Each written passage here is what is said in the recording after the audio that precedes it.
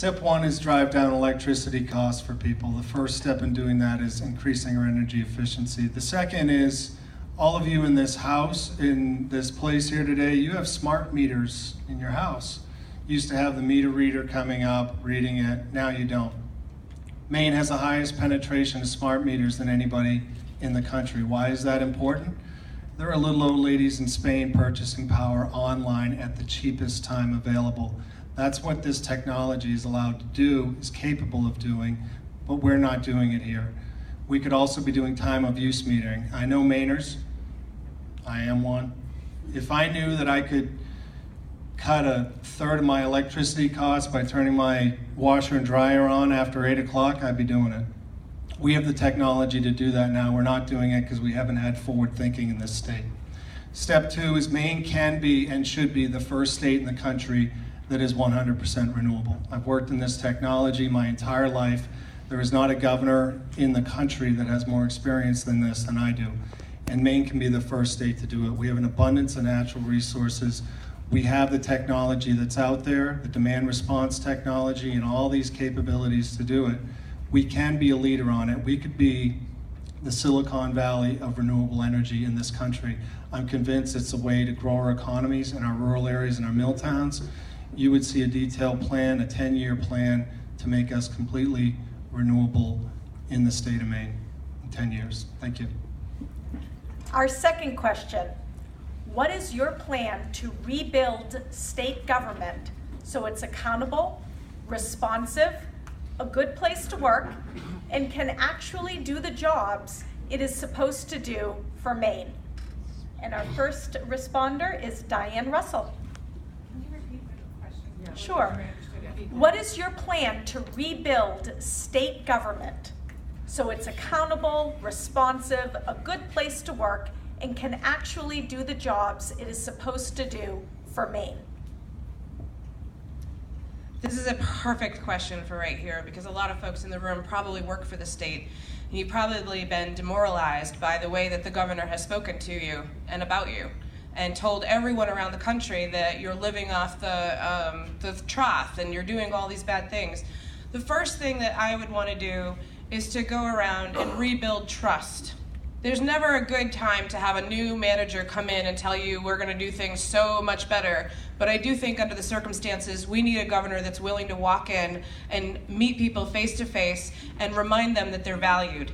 Secondarily, I want to make sure that we're looking at the staffing levels. You know, part of demoralization is not just about being told that you're stupid or that you're bad. It's also about watching one by one as all your fellow employees leave because they've been downsized, and then you take on their job extra, and now you're doing 2, 3, 4 jobs, and you're not getting paid a damn bit extra. Not to mention the state legislature keeps coming after your pensions because the governor refuses to negotiate in good faith, and then you have to strike a Faustian bargain like was had to be negotiated recently because of the Supreme Court ruling that's coming down very soon. So first and foremost, we need to rebuild respect.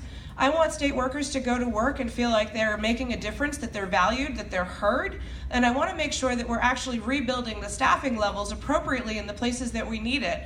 You know, there's no excuse for a leader of this state to be so shameful to people. And, taking down the labor mural, dear God, what does that tell every single worker in this state worker or otherwise? And that was one of the first things he did. He wanted to send a very clear message that workers in this state are not welcome. And you know what he's done? He's also told people all across the country not to do business here. Even though he put up a sign that says open for business, he went around and told everybody that Maine is a terrible place to do business.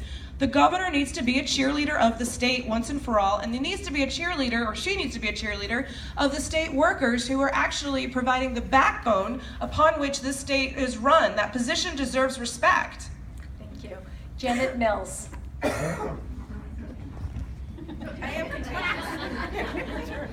Hi. Sorry. Couple things. Well, one is I worked in state government, I've worked in the private sector. I know something about the difference between the two. And working in state government, I've never worked with a better group of people than I work with now, the nearly 200 people in the Office of the Attorney General, whether they're classified or unclassified, collective bargaining, non-collective bargaining. We work as a team. To have that team spirit is something of great value to me. And I have seen the current administration disparage our teams all across state government because he's primarily so anti-union and collective bargaining. And they have contracted out for so many vital services. I mean, home visitation, public health, all kinds of things that are so vital to the operation of state government. I think the state government has a vital, clear economic and moral purpose. And it is responsible to the people of Maine for protecting the people of Maine. And we can't keep contracting that out in order to avoid collective bargaining. Secondly, I will work with the unions representing the various bargaining units in the next few years and make sure that our workplaces are all family friendly, that we have flex time, that we have child care facilities. You know how many people work in the cross office building in the State House? How many family members work there and can't see their kids because they're miles away? Why not have a child care facility right on premises? He's building a new office building, tearing down an old transportation building, and no child care, nothing family friendly, nothing even really work friendly. I know how to do that, and I will work with the unions and representatives of all employees in state government to make sure our workplaces are effective and productive and accountable and family friendly. Betsy Sweet.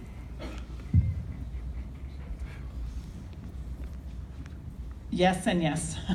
I think the first thing we need to do is undo the bargain that they just made, which said that you can't have the right to work, that the right to work law that they had to accept in order to get a raise. Everybody deserves a 6% raise.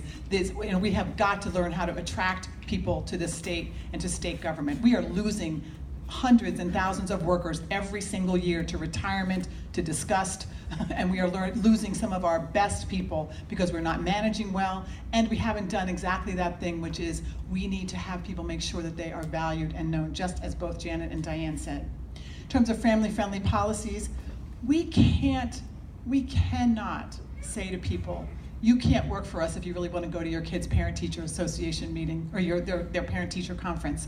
I have clients in my counseling practice who have been told that they need to come to work sick because if they don't, they're going to lose pay. And if they come without pay, if they work a day without pay, they're going to lose their job. They're going to get written up. And 3 times they get written up. So I have a client that had pneumonia, and she went to work so that she didn't lose her job, so that she could pay her mortgage, because she lives right on the edge.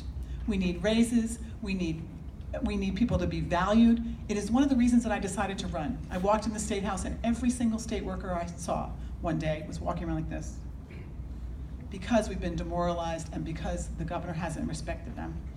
When I started in Maine, being a state worker was a plum job. It was a great thing, and we're going to make it that again. Jim Boyle.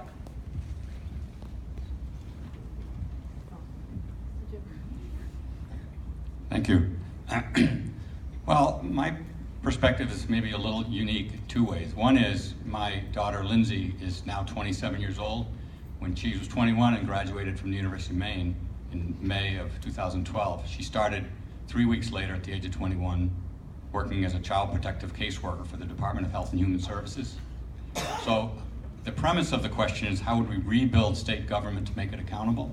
I challenge that question in one degree as a parent of a young lady who not only is working to protect drug-addicted babies in hospitals when she sits with them and their parents, or with their siblings and other nights in motel rooms so that another worker can be in the hospital, and you tell, someone in the leader of a state tells the employees, basically in so many words, that they're no good or that they're not efficient, so I have a serious problem with anybody out there in state government, particularly the leader of our state, disparaging any state worker, especially including my daughter, who's been doing this for more than 5 years, and she's very good at it. And I know she represents thousands and thousands of other state workers just like her, and many of them a lot older than her that have been doing it for their own career, because she works with them. So that's one thing. Let's be clear that state workers are wonderful workers. They work very hard. They're very good at what they do. Now, with respect to, I've run a business. I've run it for 21 years, and I have the whole time had flex care and family friendly practices for my employees. I built it up to an 8-person business. So that's not something I did because in 2017, 21 years later, I might be running for governor in an audience in Augusta. It was something I did because it was how I attracted employees. It's what employees want, and we know from hearing from others on the stage, it's what state employees want. So for me, again, you live by example. That's the kind of thing that I know is a good thing to do, and I would certainly do it for state employees. Adam Cody. Well, like Jim, I know a lot of state workers. I have family, and I guess as a member of the Maine National Guard, I guess technically I am as well, on a part-time basis. But I would agree with what everyone here has said. It's been a demoralizing feeling for folks that work for the state to deal with this type of toxic leadership that we've had. I will say to you that I have a lot of experience leading organizations and also replacing leaders that were considered toxic. When I was in Afghanistan, I actually had 2 commands out there. The first one, we had a phenomenal unit that had great high marks, a bunch of folks from Maine that went out there together. Many of us had served in Iraq together. Halfway through the deployment, I was called in by the brigade commander, and he said, this other unit, they had had terrible situations of people stealing things, sending them home, worst safety record in the brigade. They'd had claims of racism, sexual harassment, other problems. And he said, I'm sending the whole chain of command home, and I'm putting you in charge of them. I've identified you as the top leader in the brigade.